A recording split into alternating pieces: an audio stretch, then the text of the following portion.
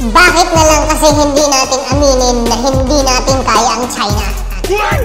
Bakit na lang kasi hindi natin isuko yung West Philippine Sea? Bakit na lang? Bakit hindi na lang natin ibigay ang buong Pilipinas sa mga Chinas? Sa mga Chinese? Bakit hindi na lang tayo magpasakop sa kanila? Bakit nga ba? Hindi naman talaga natin kaya eh. Huwag na tayong magpilit. At malamang po, ang sabi nga nila, mahigit ng 2 milyon ang nakapasok na mga walang papel na mga Chinese. Kasama na mga pogo na yan, ha? Kasama na lahat-lahat ng kanilang mga spy, etc. Ay less than 2 million na daw po ang nakapasok dito sa atin. So ano pa ang ating magagawa? Bakit hindi na lang natin isuko ang laban?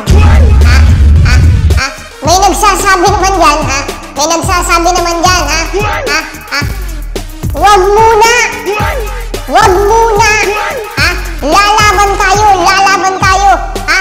Wag muna tayong sakupin ng mga Chinese, ha? Kasi yung parcel ko, hindi pa dumarating. Yung order ko sa TikTok, yung order ko sa Shopee na galing China, kapag ka nagkaroon ng gera, ay hindi na makakarating, bayad na yun. Ang sabi ng iba, ha? Pero ito po, totoo po ito, ha? Ang sabi nga nila, ha? Subukan nating tanggalin ang lahat ng produkto ng China sa buong mundo. Hindi po makakasurvive ang mundo nang wala ang China made. Lahat po, pamula po dito sa sombrerong ito, dito sa mumurahing galing ng TikTok, ng Shopee na ito, na salamin, at dito sa mask na ito, pati po dito sa earphone na Apple, pero made in China pa rin. Ano po, ha? Pati dyan sa mga nakapastil dyan sa likuran ko, pati itong blinds na ito, lahat po yan ay made in China. Subukan po ninyong tumingin ngayon sa inyong bahay, pamula po sa inyong pinggan, sa inyong pagkain, sa inyong laruan, sa inyong damit, etc. Yan po ay made in China. So ano pa nga ba? Bakit hindi na lang natin isuko? Hindi pa nag-uumpisa ang labang, suko na tayo? Totoo po yun. Lahat po ng ating lahat as in, well, hindi naman literally lahat. Pero subukan natin ang tangkilikin lang ay made in Japan, made in US. Hindi po natin kaya.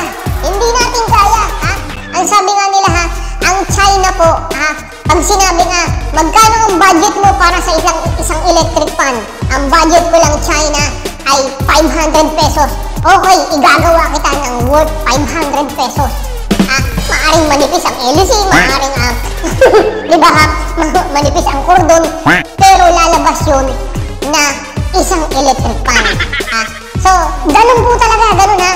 Ang sabi nga daw ng yung mga manufacturer sa China, gagawin kita depende sa iyong budget at hindi doon sa standard at doon sa quality. Hindi doon, may standard din naman. Yun nga lang, alam na natin pag sinabing made in China, madaling nasira. So bakit nga ba natin hindi pa isuko yung ating karagatan? Bakit nga ba hihintayin pa natin na marami ang mamatay? Alam naman natin wala tayong laban. At in the end ba talaga ginagamit lang din naman tayo ng US, etc. dahil sa kanilang pansariling kapakanan? Tama ba yun? Mga gago. Tayo po ay lalaban ng isang bansa, isang Pilipino. Kahit po tayo ay mga matay, kahit po tayo ay maubos, mamamatay po ako, mamamatay po tayo na nakikipaglaban. Tama na yung 400 years sa Espanya at yung ilang pangdaan leon sa Amerikano at sa Hapon. Ha? Tama na po yun. Makikipaglaban na po tayo ngayon. Ha?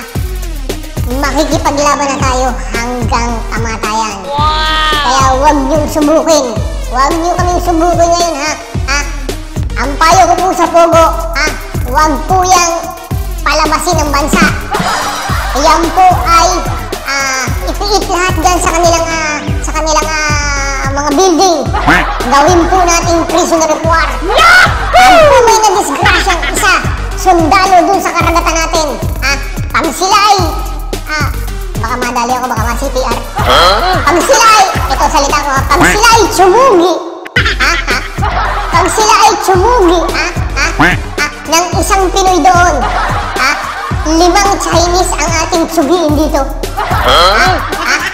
Di hamak namang mas maraming Chinese na nandito kaysa sa Pilipinong nandun sa kanila. Maliman po, pero at least sabi nga nila makakurot man tayo. Kaya wag po nating pabalikin ng China yung pong mga Pogo employee. Ang gawin natin prisoner of war. So hanggang doon lang po mga kapatid. Maaari pong kalokohan lang itong ating sinasabi, pero meron din pong katotohanan at meron din pong kayong mapupulot na katarantado. Bye everyone, bye! Mabuhay mga China! Mabuhay na mga Chinese! Mabuhay! Naku po yung aking order na tawag dito, power bank, paparating pa. Naku, wag muna sana. Bye everyone! Barinig kita sa mukha eh!